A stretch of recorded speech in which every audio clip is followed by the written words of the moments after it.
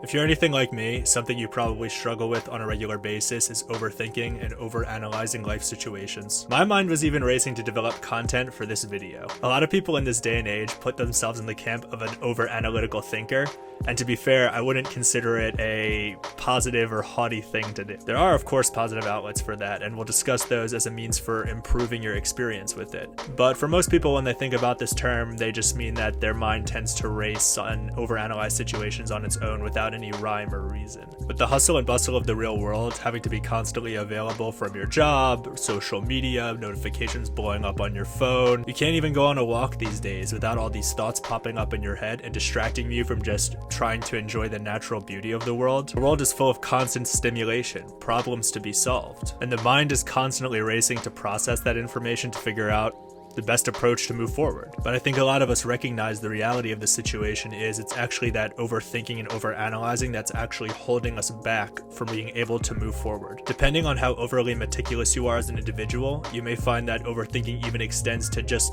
small, bothersome things in your life.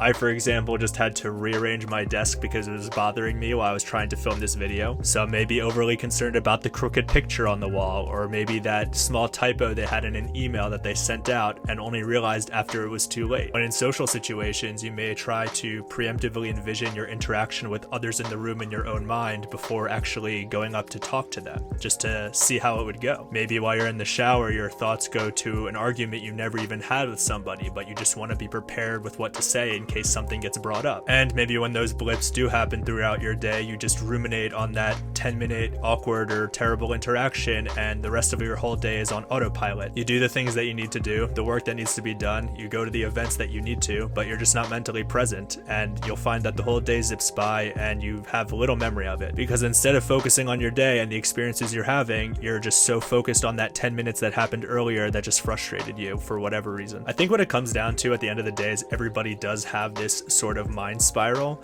but there's just gradations on whether how extreme it is for you as an individual or not. A lot of people discuss different outlets such as meditation and various mindfulness practices to approach those situations and be able to grow. And for the record, I'm a huge proponent of all of those. At the same time, these mental exercises aren't really cookie cutter. Some people could have tried meditation and realized maybe it's just not for them. Some people may have tried journaling, for example, but realized once they start putting the pen on paper that their mind goes blank. So I think at the end of the day, it's only valuable that we share our own experiences and own practices that we're trying to come to terms with this overthinking and overanalyzing of life situations, because we can all benefit from hearing what works for a variety of different people, and we can see what works for us. And to be fair, I know that there can be real heavy life situations that come up that don't necessarily fall into this similar category, and those take a lot more mental processing and healing to go through. But in these exercises, I'm talking about those little things that pop up in life that you just spend your whole day ruminating on, and you're just not mentally present for the entire thing. That being said, here are some tips that I'm personally working on to overcome this obstacle of overthinking and just be more mentally present in my life experiences. The first one I come to is trying to understand how you measure your criteria of what is considered a successful good day. And let me start off with a quick example story so you can understand where I'm getting at. Let's say you planned a day trip with friends or family to the amusement park. You're driving on the road and all of a sudden you get a flat tire. Flat tire. Gonna be stuck in traffic now after this. We tried to get to the park early so we can be the first in line for everything and not have to wait an hour. And as frustrating as it is, fortunately, you know you have a jack and a spare in the trunk. You change the tire really quick, 20 minutes, you're back on the road. You get to the amusement park and your concerns were justified. Maybe you do have to wait in line longer to get on that ride that you wanted. Instead of enjoying the day with your family and friends, you spend the rest of your time at the amusement park, call it maybe a 5-hour day, ruminating on that flat tire that you had earlier. You're ruining your experience at the amusement park to the point where before you know it, when people ask you how your trip went, you're going to point out that along the way you got a flat tire. And this is what I mean by checking your criteria for what you consider a successful day. You would argue 98% of that day was successful, especially since you fixed the flat tire and you got to spend the rest of the day riding those rides at the amusement park. Sure, maybe you had to wait in a few extra lines. Let's dock it. Let's call it 95%. 90% of your day was good. If you're overly pessimistic, let's call it 75% of your day was good. You really need to mentally check yourself and see what percentage is what you consider a successful or a good day. And you may need to reevaluate that perspective if it comes out that it's a little overly excessive. How do I go about improving this situation and being able to enjoy my experience at the amusement park without being so distracted on that incident that happened to ruin my day? A solution for this that I'm trying to implement myself is what I call establishing mental anchors. Similar to how in meditation you may use a mantra to keep distracting thoughts at bay, these mental anchors help bring you back to that present moment. I'll give you a practical example. I was out for a walk earlier this week and my mind was racing on what I was going to say in this video. It got to a point where I went out to enjoy the sunlight and fresh air, but really my mind was just racing. I got halfway through my walk and then realized that I wasn't even paying attention to the trees around me or the beautiful sky the whole time. So what I did at that moment was I checked myself and came up with a small phrase in my head to bring me back to that experience, which was,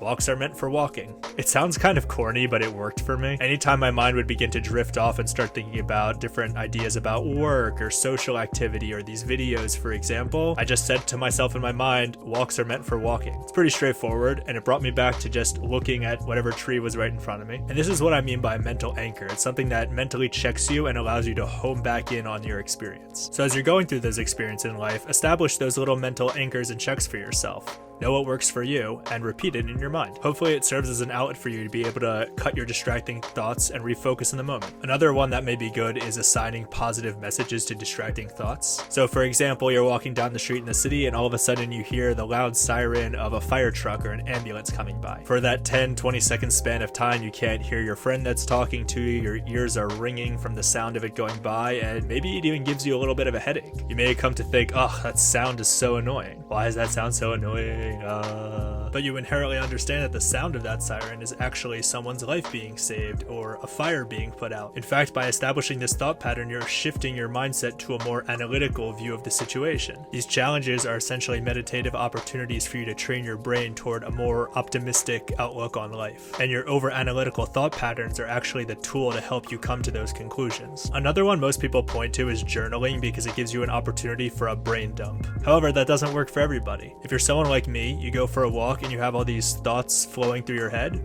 but as soon as you sit down to put pen on paper, your mind just goes blank. So what do you do in those situations? This is where I mentioned that these exercises aren't cookie cutter and everyone needs to find what works for them. If journaling on pen and paper isn't your thing, maybe make a video, maybe do a voice recording. Establish for yourself those opportunities for brain dumps and perhaps even turn them into a creative outlet. Maybe make a YouTube video. A lot of the times being able to outwardly express it through your own voice helps to alleviate a lot of the mental strain of it just running around like a tornado in your head. And this ties into the final point that I wanted to bring home. You have to find what works for you, but you also have to drive it to action. At the end of the day, the best way to overcome overthinking is action, because you're going to be too busy actually living life and doing stuff for your mind to just be constantly worried about it. Take small actions along the way and celebrate them as small wins. The more you train your brain to take action and not just to live in your head, you're going to experience life a lot more. And you'll come to find that a lot of the little things in life you're worried about on a day-to-day basis are all actually just in your head to begin with. I hope you found the tips in this video useful. Please like and subscribe, and if you have any of your own tips, feel free to leave a comment below and share. Like I said, none of this is cookie cutter, and your ideas might help others in the comment section. Anyway, that's it for me today. I'm gonna go for a walk and overthink about my next video.